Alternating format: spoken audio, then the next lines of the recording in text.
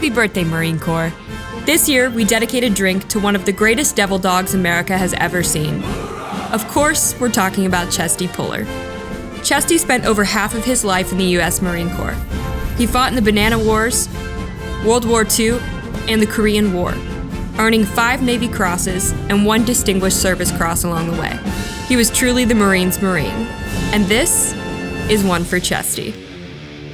To start, you'll need 1 ounce of cold brew, 1 ounce of bourbon, a half a tablespoon of simple syrup, a dash of bitters, a lemon peel, and bar cherries. Combine your cold brew, bourbon, simple syrup, and a dash of bitters in a shaker full of ice. Stir with a bar spoon and strain into a rocks glass. Twist a lemon peel over the drink and rub it around the rim of the glass. Throw in some bar cherries and enjoy. This one's for you, Chesty, wherever you are.